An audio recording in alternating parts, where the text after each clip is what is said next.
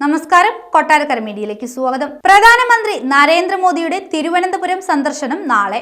ഇതിനുള്ള എല്ലാ ഒരുക്കങ്ങളും പൂർത്തിയായി. നാളെ രാവിലെ തിരുവനന്തപുരത്തെത്തുന്ന പ്രധാനമന്ത്രിക്ക് BJP പ്രവർത്തകർ വരവേൽപ്പ് നൽകും. മോദിയുടെ ഈ വർഷത്തെ ആദ്യ തിരുവനന്തപുരം സന്ദർശനം ചരിത്ര സംഭവമാക്കാനുള്ള തയ്യാറെടുപ്പുകളെല്ലാം പൂർത്തിയായി കഴിഞ്ഞതായി BJP ജില്ലാ അധ്യക്ഷൻ VV രാജേഷ് പറഞ്ഞു. തലസ്ഥാനത്തെത്തുന്ന പ്രധാനമന്ത്രി സെൻട്രൽ സ്റ്റേഡിയത്തിൽ നടക്കുന്ന BJP സംസ്ഥാന അധ്യക്ഷൻ K സുരേന്ദ്രൻ നയിക്കുന്ന കേരള പദയാത്രയുടെ സമാപന സമ്മേളനം ഉദ്ഘാടനം ചെയ്യും. 1.5 ലക്ഷത്തോളം പേരാണ് സമ്മേളനത്തിൽ പങ്കുചേരുക. നഗരത്തിന്റെ വിവിധ ഭാഗങ്ങളിൽ കമാനങ്ങളും കട്ടൗട്ടുകളും ഉയർന്നു കഴിഞ്ഞു.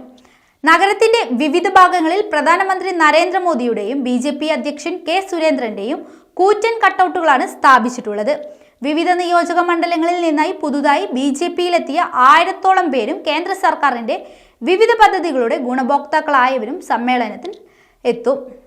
സ്റ്റേഡിയത്തിൽ പടുകൂറ്റൻ സമ്മേളന വേദിയാണ് ഒരുക്കിയിട്ടുള്ളത്. രാവിലെ 10-ന് സമ്മേളനം ആരംഭിക്കും. സുരേന്ദ്രനെ കൂടാതെ കേന്ദ്രമന്ത്രി V മുരളീധരൻ, ദേശീയ നിർവാഹക സമിതി അംഗങ്ങളായ കുമ്മനം രാജശേഖരൻ, PK കൃഷ്ണദാസ്, സംസ്ഥാന പ്രഭാരി പ്രകാശ് ജാവ്ദേക്കർ, ജില്ലാ അധ്യക്ഷൻ VV രാജേഷ്, ദേശീയ സംസ്ഥാന ജില്ലാ ഭാരവാഹികൾ തുടങ്ങിയവർ പ്രധാനമന്ത്രിക്കൊപ്പം വേദി പങ്കിടും.